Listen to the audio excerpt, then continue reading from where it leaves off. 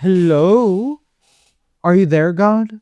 It's me, Jamie. Ow, it hit me in the foot.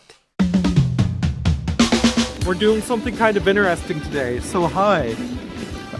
Welcome to Rostock Hauptbahnhof. Today we are here to ride the Rostock S-Bahn system, which is very weird. There's 3 lines labeled S1 through S3, except the S1's just like a weird truncated route, and there's technically only 2 lines. All 3 start from Rostock Hauptbahnhof at the divergent point where the S1 ends, the S2 and the S3 split, and then meet back up down south. So pretty much we're going to go down to S2, back up to S3, and see roughly how much time it takes us. I'm so excited today, y'all. That's right, I'm going for a transit speedrunning record by riding every single line on the Rostock S-Bahn Rostock on the Rostock S-Bahn network. All 2 of them.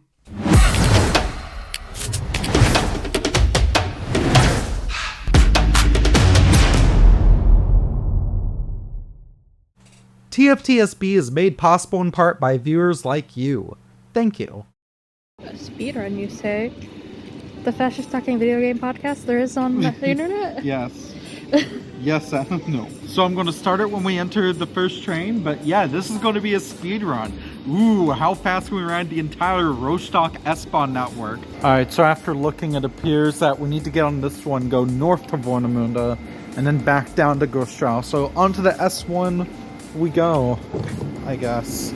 Ooh, cup holders. Ah, Rostock. After spending a good amount of time there, I can definitely call it the least East German feeling city I've visited in the states of the former DDR. I don't know why, but this city felt more akin to other North German cities such as Hamburg or Kiel to me than others in the east that I visited. But hey, if that's a bad take and you want to call me a slur in the comments below, now's your chance. Anyways, welcome to Rostock. Specifically, welcome to Rostock's main station, Rostock Hauptbahnhof.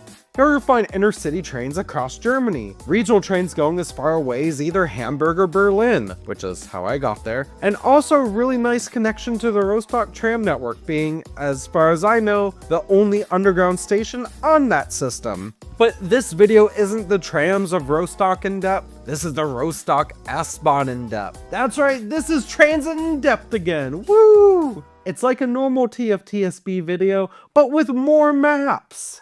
So yeah, welcome to Warnemünde. And this one's about to turn around and go to Güstrow. Grabbing drinks. You have 7 minutes. Luck is in my favor today. So we take this S3, which is the S2 or the S1 we were just on, and then we grab the S2 at Güstrow. Hi, welcome back. What'd you get us? I got a Mountain Dew, a nice coffee, and something for you. Oh, that's very Hamburgish. We're gonna do it. We're gonna start the timer. We're gonna get back onto the same damn train we were just on. Are you ready? No. Are you ready? All right, 3, 2, 1. Let's go. Rostock has perhaps one of the most bizarre S-Bahn networks in all of Germany. The network, depending on who you ask, has 2, but actually 3, but actually 4, but maybe actually just 1 branch line. It's fine. It's fine. It's fine. We're not going to question it. No. It's enough of a head scratcher that along with visiting Rostock myself, I've enlisted the help of Arthur de Bullion, a viewer who lives close to the Rostock area who helped me here by providing additional footage, research bits, and also just generally giving me more of a local perspective on this network. Now, let's take a look at a network map. Fuck me, why are there 3 of them? Okay, let's take a look at the more modern one of these maps, then come back to the other 2 later. There are 3 main services in the Rostock S-Bahn, though, as they all share trackage. A lot of locals refer to any S-Bahn trains that take the northern section from Rostock Hauptbahnhof to Warnemünde as the S1. From Hauptbahnhof, the S1 terminates and the S2 and S3 split off, heading to the shared terminus at Güstrow. The eastern route is handled by the S2, while the slightly longer western one is handled by the S3. Also note here the RE5 and RE50 train routes, which share some trackage on their routes with the S2, bringing Güstrow, the main station station in Rostock. Indeed, some truncated versions of these services run as express versions of the S2, known as the S2X. This isn't unheard of in Germany though, especially on Type 2 S-Bahn networks like this. And if you don't know what that means, you should watch my video on the S-Bahn Mittelelbe. Speaking of the S-Bahn Mittelelbe line that runs around Magdeburg, that one also has one of these Express S services with a little X denomination. Perhaps the craziest part of the Rostock network though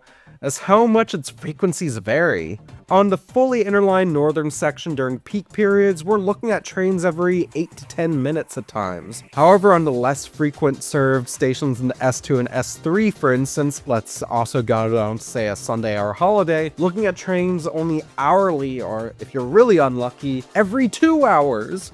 It's not great. And seeing how much use the system seems to get, at least from when I was there, makes you wonder why they don't expand service to half-hourly all day at least. You ready for the last train of the day?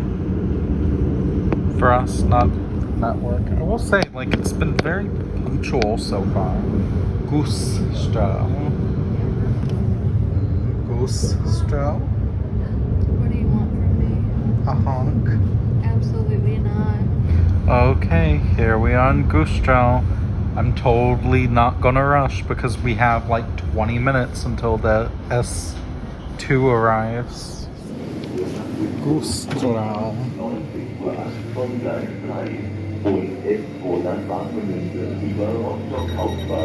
Alright, so let's check in on how we're doing with only one train left. We are at, alright, my first estimate was too low. We are at an hour and 15. So I'm thinking, what, probably an hour 45. But you said 2 hours. We gotta beat 2 hours. Yo, wait, what's in here?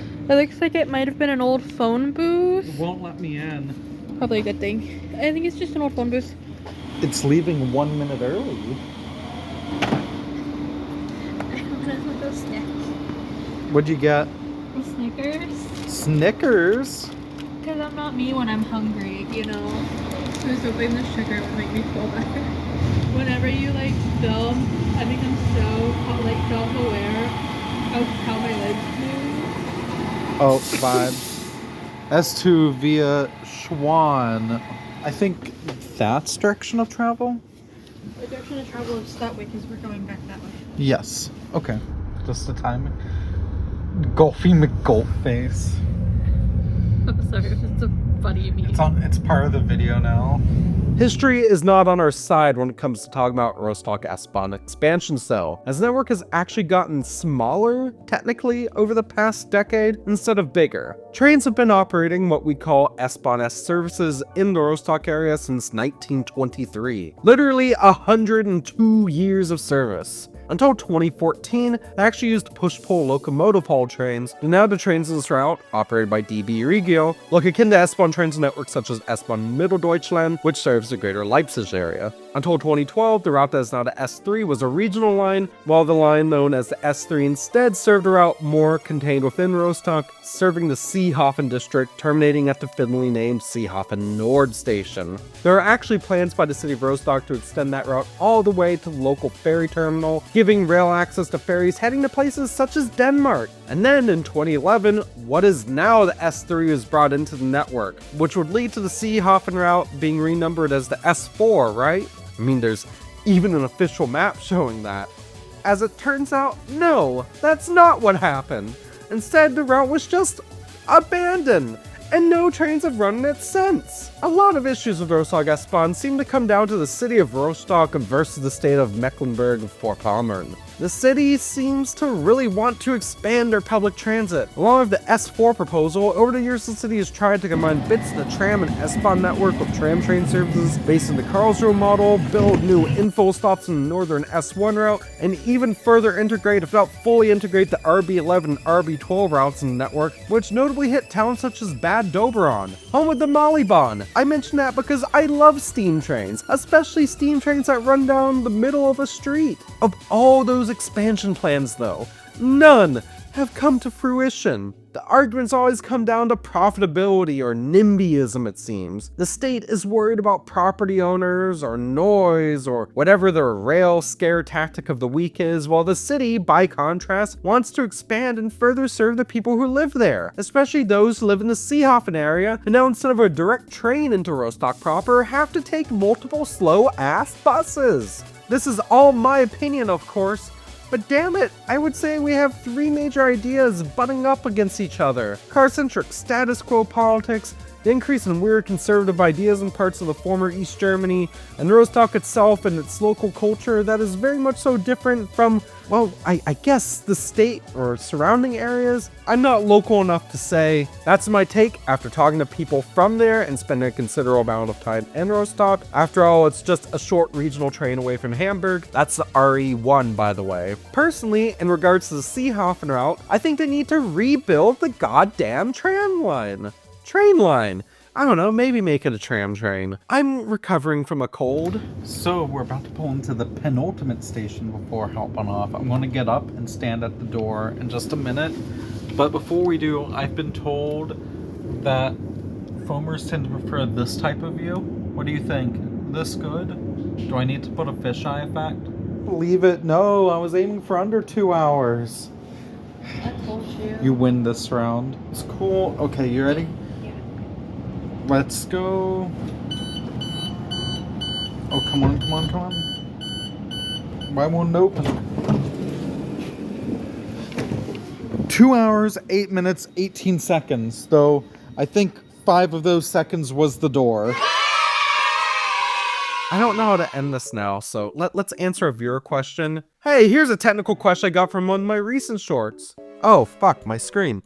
Here's a question from one of my recent shorts. Thank you all for watching those. That's like the #1 way people find this channel. Anyways, the question is, why is the sound so insanely good? So I'm going to be completely clear here. My equipment was recommended to me by a friend who's an actual pro audio engineer. And girly, if you know who you are, love the hell out of you. She's like one of my besties. I've been editing audio and video since I was 15 years old as well. I have 4 main pieces of equipment, but only 2 of them are relevant for most voiceover.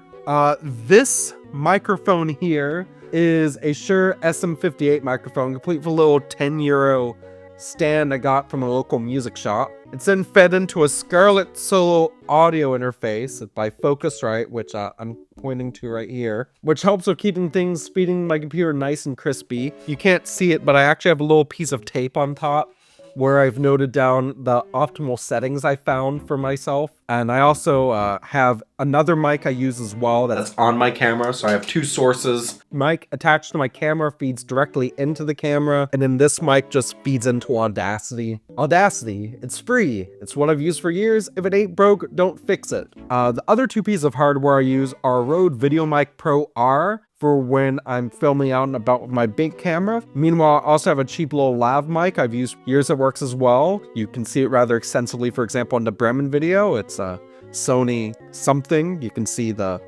number right here. And speaking of Sony, that's all the time I have for today. I've got to get back to playing more Animal Crossing New Leaf on my Nintendo 3DS. Hey, we love level boarding here. So we did it. 2 hours, 8 minutes, and 18 seconds, which is roughly twice as long as I thought it would. This really is how these always turn out, isn't it? You always underestimate me. But you know what? We have the new record for this because as far as I know, there was no record. Nothing really major happened. So I guess my reward for this is a good night's sleep at the hotel. Yo, what the hell is that? What?